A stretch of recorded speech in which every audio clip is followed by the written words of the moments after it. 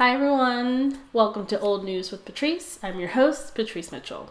I had the worst tech issues at the beginning, like when I was setting everything up, but everything's good to go now, and I'm ready to catch you up on all the news that you may have missed last week. So our top story today is going to be Hurricane Helene. So maybe if you live like on the West Coast or like in the Midwest, like you may have heard maybe about the hurricane, but if you live on the Southeast or particular like the South, you know what I'm talking about. So Hurricane Helene hit the U.S. this week as a Category 4 storm, and it's the strongest storm to hit the U.S. in over a year. It mostly hit like the east coast of Florida and like the Big Bend area, but the impacts were felt all the way like up and down the southeast, as high up as West Virginia, which happens to be like my hometown. So my mom sent some pictures of like my neighborhood and like what it looked like, and she had told me that it looked like tornadoes had gone through. There are millions of people on the East Coast without power right now. 52 people have unfortunately passed away. There have been dozens, if not hundreds, of water evacuations in multiple states throughout the Southeast. So in East Tennessee, hospital staff and patients were rescued off of a hospital rooftop on Friday. So this storm has had an incredible impact, and the effects of it are going to be felt for like months, if not years, for a lot of people. A lot of people lost, especially in Florida, lost everything. Their homes, like just completely everything. It's going to take weeks for all of the damage and cleanup to happen. And I'm sure this is going to be a continuing story. You know, the storm is over in most of the areas, but there's still a lot of flooding, especially throughout the Southeast area.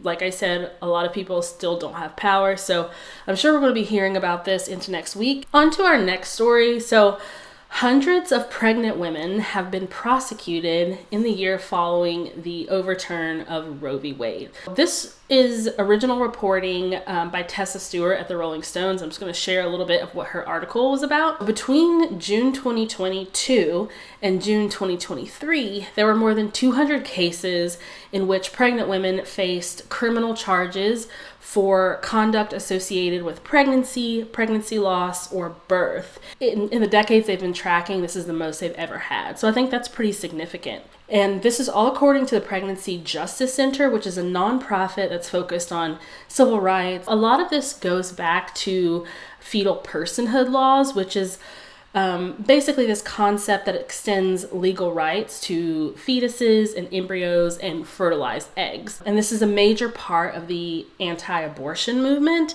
and it's at the root of a lot of the allegations against these women who are being prosecuted. The majority of the cases in the most recent year of data basically alleges some sort of child abuse, neglect, or endangerment. And other documented charges against these pregnant women include criminal homicide, drug-related charges, along with one charge related to a portion of a criminal abortion statute that has since been repealed, and one charge of abuse of a corpse. And most of the cases involved allegations of substance abuse during pregnancy, including 86 instances that concern the use of marijuana. I don't think any of the states that I'm about to talk about have legalized marijuana or even medical legalization. 5 of these cases involved allegations of researching, mentioning, and attempting to get an abortion. More than half of these prosecutions took place in Alabama, where abortion is almost completely banned, and fetal personhood is enshrined in the law. So you may remember that last year there was a lot of controversy around IVF in Alabama, where certain IVF clinics were shutting down because of this fetal personhood law. It put a lot of strain, I would say, and a lot of criticism on doctors and nurses who worked in these type of clinics, and it could have, it could put them in the same position as some of these women, where they could be criminally charged for handling embryos and that kind of thing. So I think this is an important story because it shows that these really restrictive abortion laws aren't just about pregnant women or women who are trying to get abortions. It goes beyond that. It goes into the criminal aspect of it all, that you could be investigated for miscarriages and that kind of thing. So this is something we really, really, really need to focus on, I believe. And I think that for those of us who believe in women's reproductive rights, I think we need to be louder and use our voices when it comes to protecting ourselves, because that's ultimately what we're doing when we vote for women's reproductive health and for the right to choose.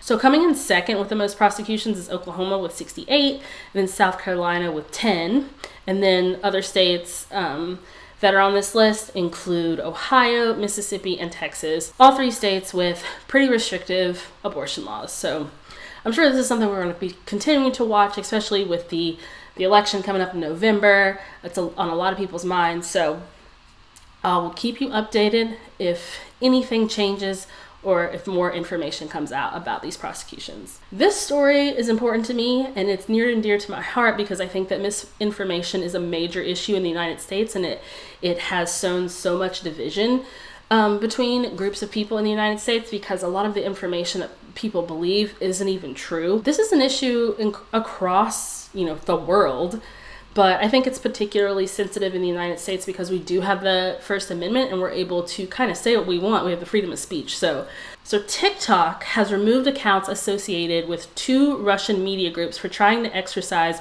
what it called covert influence on the upcoming U.S. presidential election and in violation of TikTok guidelines. Now, it is not a new thing for other countries to get involved in other countries' elections and promote the candidate that they would rather have that would be more favorable to their country or sow division and these type of things. It's not uncommon and it isn't a new thing. But like I said, with social media, not only are they able to interfere and promote a candidate, they're able to just add these little pieces of misinformation out there and have, groups of people believing certain things that just aren't true. And that can be very damaging. So I applaud TikTok for doing this. The accounts are linked to Russian state media.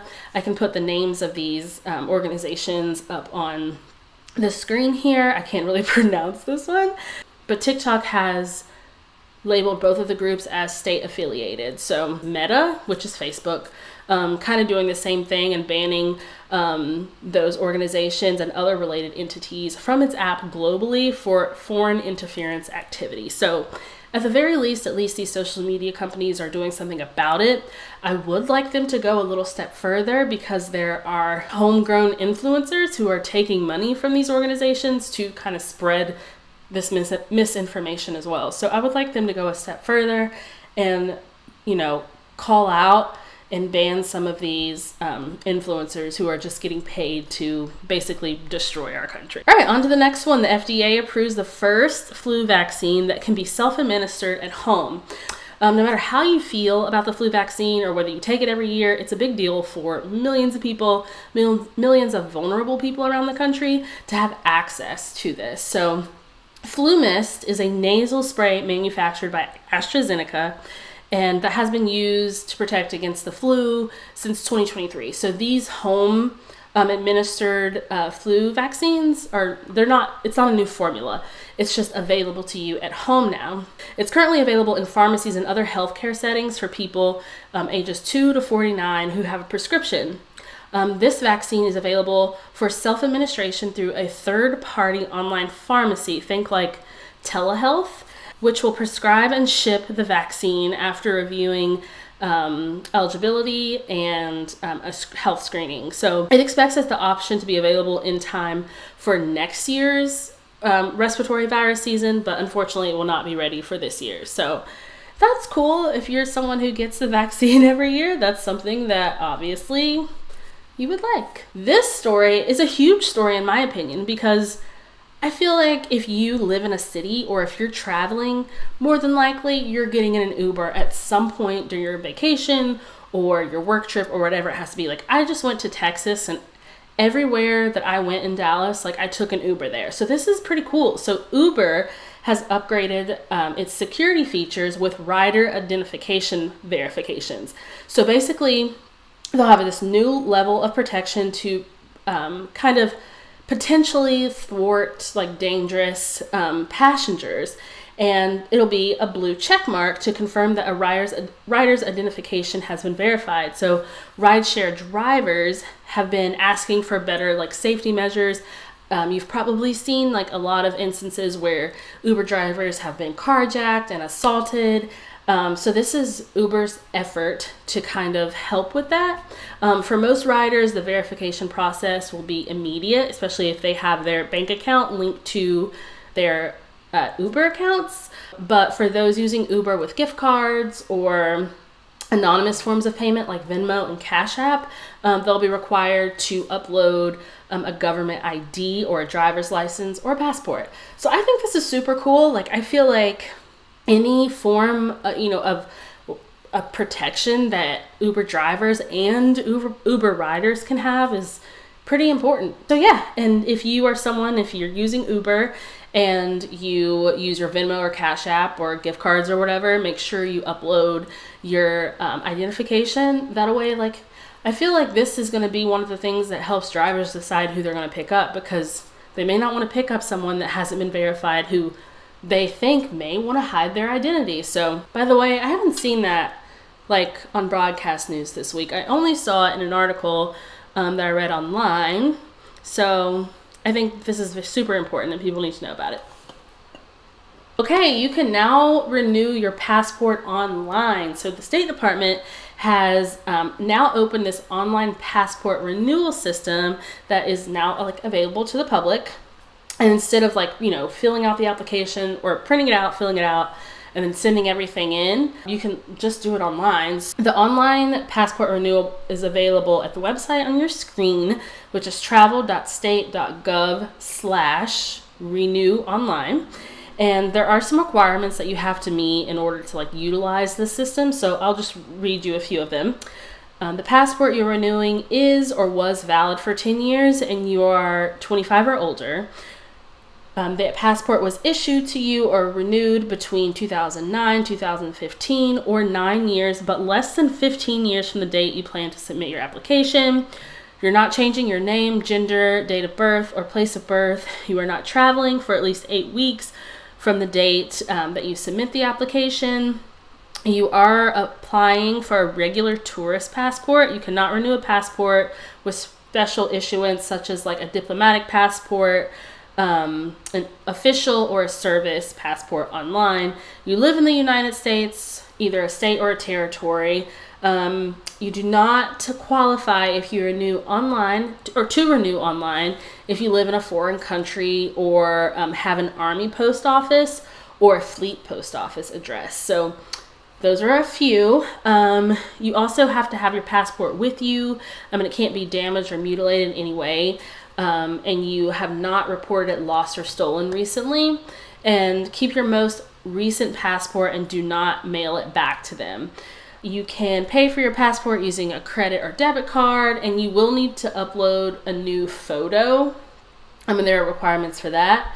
So those are a few rules if you're going to renew your passport online, which, if you're just renewing your passport, like this could be it could save you a lot of time and a lot of effort going down to the post office and waiting forever. So this is a story you're going to want to hear about.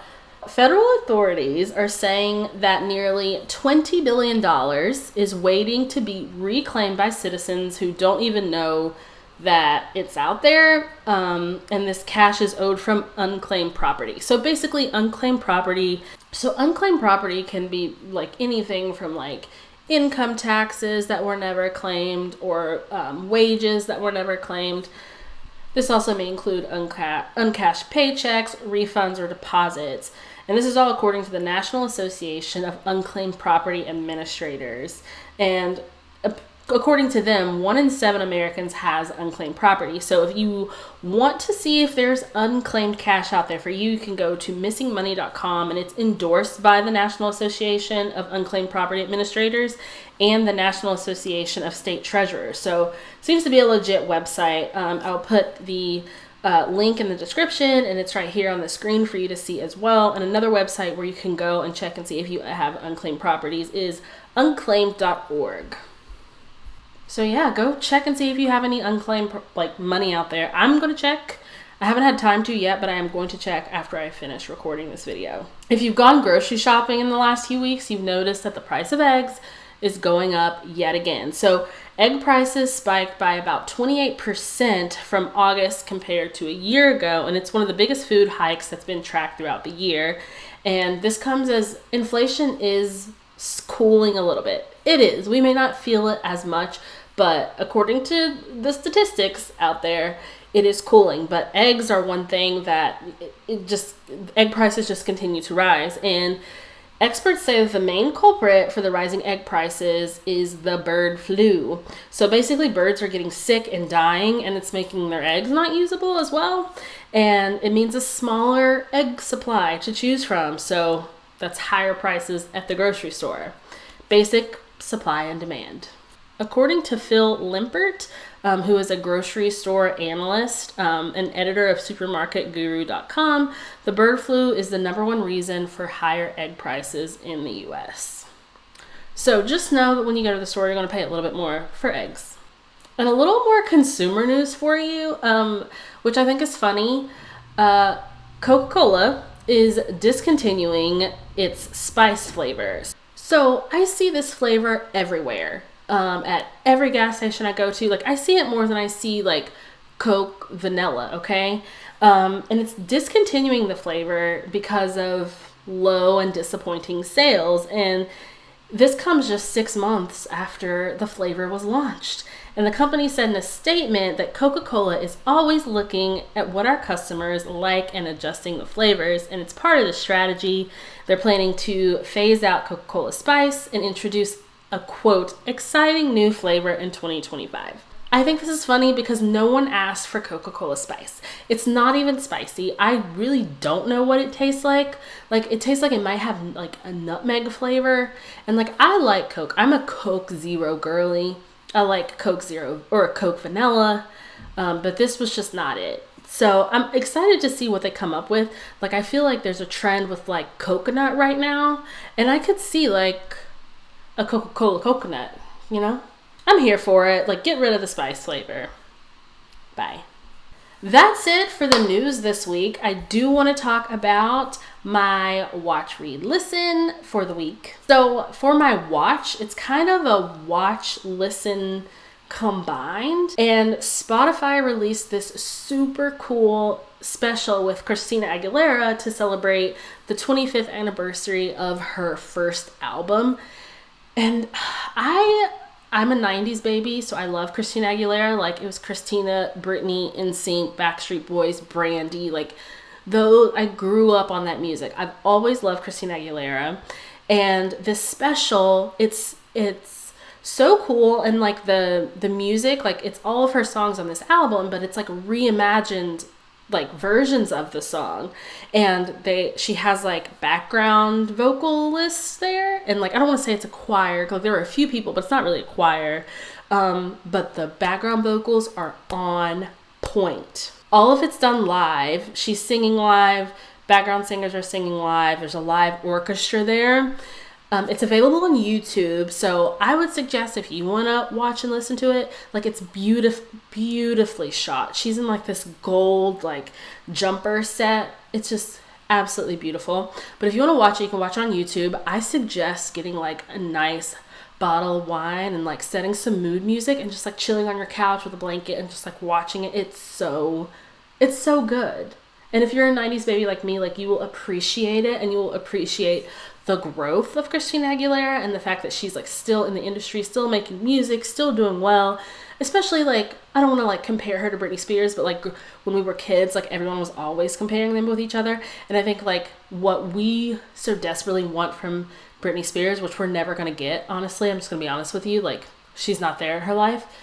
Christina is like giving it to us. So I think that's super cool. She also has guests. I think MGK comes on. She sings What a Girl Wants with Sabrina Carpenter, and it's so good. So that is what I watched this week. I also watched Inside Out 2 with my son. My son loves the original Inside Out, and our little cousin told us about Inside Out 2 coming out. So we watched that the other night, and it's so good. Like, spoiler alert, like if you want to watch the movie and you have not yet, just like skip the next like 30 seconds of this, okay? But if you've seen it, just stay, because I want to talk about this. Are you gone? Okay. At the end of the movie, when anxiety like freaks out and it like is just like going on this endless loop and is like kind of frozen, stuck like on the control panel and it's just like crying, that was one of the most impactful things I've ever seen, because it like so clearly explained like how anxiety attacks like grip you and you just want to let go and you cannot. And I just thought it was so beautifully done. And I don't know, I recommend that movie to anyone. Now my son wants to be the emotions for Halloween. He wants to be joy. He wants me to be disgust, and he wants his dad to be anger. So we'll see if we actually do that, but I don't know. All right, and my read this week is very disappointing because I'm still reading that same book. I have only read like 10% more of the book since like last week, but I cannot get into it. Like, I just can't get into it, but I need to finish it. I don't want to DNF it because I feel like it's going somewhere. It's just taking a very long time to get there. And the book, if you weren't here last week, the book is called See You Soon. It's like a military dark romance. And I'm going to push through. Hopefully next week I can tell you that I'm reading something new. And then maybe I can give a review on that book, because I feel like I need to talk about that book with somebody. There's a book coming out on the 11th October 11th that I'm super excited about reading. I'll tell you about it later, okay? And I also just want to complain for 1 second before I end the show, because last night I was laying in bed and I'm like, I just want to chill in bed. I have a heating pad on and I'm like, I want to watch a little TV. I want to watch the first episode of Monsters on Netflix. Like, everyone's talking about it. It's about the Menendez brothers. I'm like, I want to watch this movie. So I like lay down and like we have always used our Chromecast in our bedroom, and like we'll cast from like our iPad or our laptop or something like that. So I lay down, I grab the iPad, I put it on Netflix, and I try to cast the show onto our TV, and the cast button isn't coming up. So I'm like, what in the world is going on? So I get my fiance, because I'm a lazy girl at this point. He comes in, he's trying to set everything up for me, and he's like, it's not working. Like, the cast button should be there, and it's not. And then he like looks it up on the internet, and apparently we just have the standard plan with Netflix. So we have the ads, which don't bother me. But however, what does bother me is that if you have the standard plan with ads, you can no longer cast from a device to another device. Like, when he told me that, my jaw was on the floor, because I could not believe we've gotten to that place in capitalism where I cannot cast from my iPad. I cannot cast Netflix from my iPad. For what? I'm still paying for it. I'm still paying on this device. Like, I was just completely mind blown. And like, I'm at the point where like, I just want to not even have Netflix anymore. But I'm like, I'm obviously not going to do that. But I'm just like, that just sucks. I'm not going to buy your special plan. What I'm going to do is I'm going to go buy an Amazon Fire Stick or something and just get the app on my TV. I'm not giving Netflix any more money. I know what you're trying to do, Netflix, and I'm not going to be a part of it. Well, that's the show for this week. If you enjoyed this show, please go ahead and share it with one of your friends or your family or your colleagues, whoever you want to share it with. Just let them know about it. If there's a story that I'm not covering, just go ahead and drop a comment and let me know that you want to hear more of a certain category of stories or something like that. If you want to know more, or if you want to follow me on social media, go ahead and follow me on Facebook. I have a Facebook group called Old News with Patrice. If you want to follow any of my socials, they'll be linked below as well. I hope you come back next week and get your news from me. Until then, have a good week.